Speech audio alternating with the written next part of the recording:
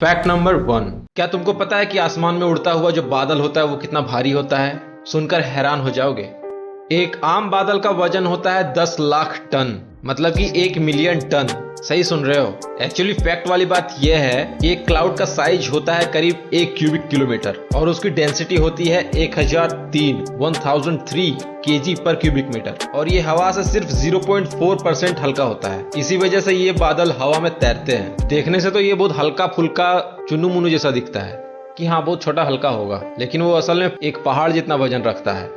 Fact number 2। ये एक ऐसा जानवर है जो अपना खुद का सन स्क्रीन अपने नेचुरल बॉडी से ही प्रोड्यूस करता है। हिप्पोपोटामस के बारे में तो जानते ही होंगे।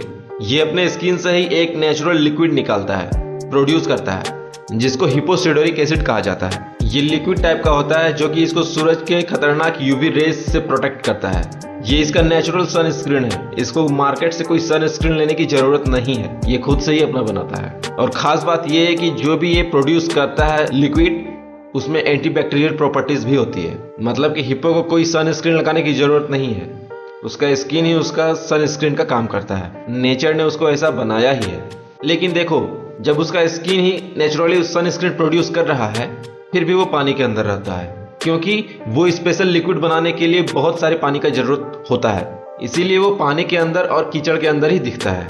बेसिकली उसका हाइड्रेटेड होना जरूरी है उसके स्किन का, तभी वो प्रोड्यूस कर पाएगा अपना नेचुरल सनस्क्रीन। Fact number 3। क्या आपको पता है कि दुनिया का सबसे लंबा, सबसे देर तक बजने वाला म्यूजिक कौन सा है? मैं आपको बताता हूँ। इसका नाम है एज स्लो एज पॉसिबल।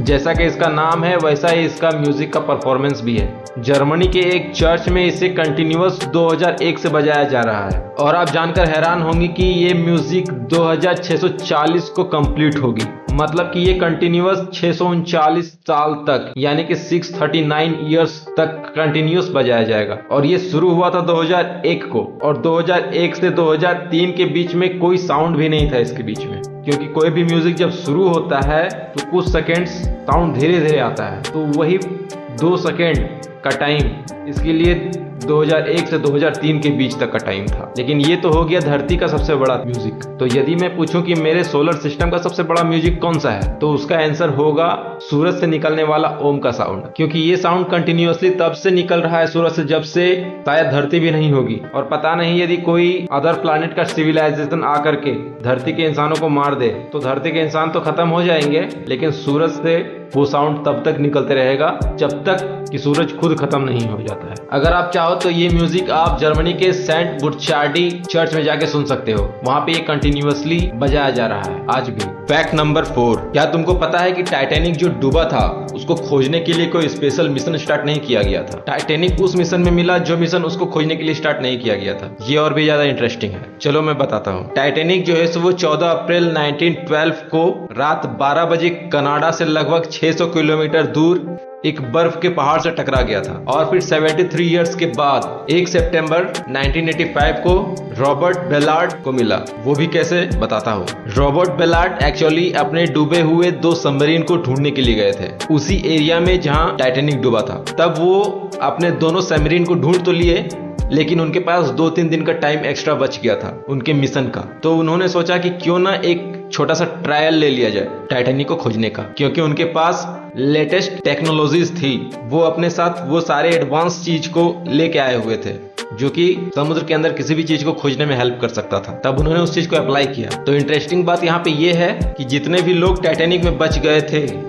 लगभग 700 लोग, वे लोग जिस लोकेशन को बता रहे थे कि टाइटैनिक यहाँ डूबा है, यहाँ डूबा है, नहीं यहीं पे डूबा है, लेकिन जब टाइटैनिक मिला तो उस लोकेशन से मात्र 20 किलोमीटर दूर पे ही टाइटैनिक मिला था। मतलब कि वो लोग जिस लोकेशन को बता रहे थे उस लोकेशन से यदि 20 किलोमीटर आगे जाके वे लोग खोजते तो टाइटैनिक मिल जाता बहुत पहले ही। Fact number 5। This fact is going to blow your mind. लेकिन उससे पहले एक छोटी सी बात, ये हमारे चैनल का पहला वीडियो है। अगर आपको ऐसे ही माइंड ब्लोइंग फैक्ट्स पसंद हैं तो अभी सब्सक्राइब कर लीजिए और वीडियो को लाइक करना ना भूलना, क्योंकि आगे आने वाले फैक्ट्स और भी ज्यादा शॉकिंग, मिस्टीरियस और इंटरेस्टिंग होने वाले हैं। तो अब कंटिन्यू करते हैं।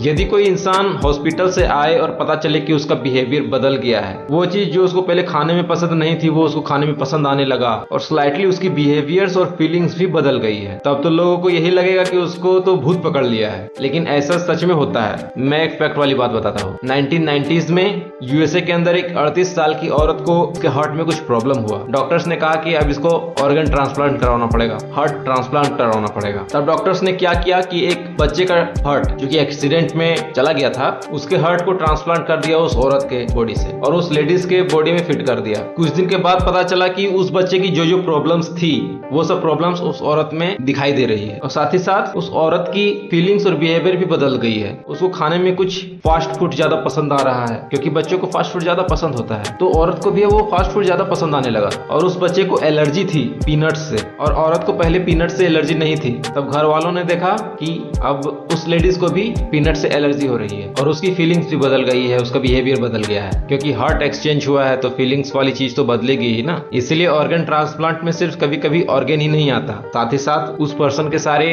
प्रॉब्लम्स और समटाइम्स उसकी मेमोरीज भी साथ में लेके आता है, जैसे इस औरत के साथ में हुआ था। तो कैसा लगा हमारा पहला वीडियो कमेंट करके जरूर बताना और चैनल को लाइक एंड सब्सक्राइब करना नहीं भूलना। मिलते हैं अगले वीडियो में।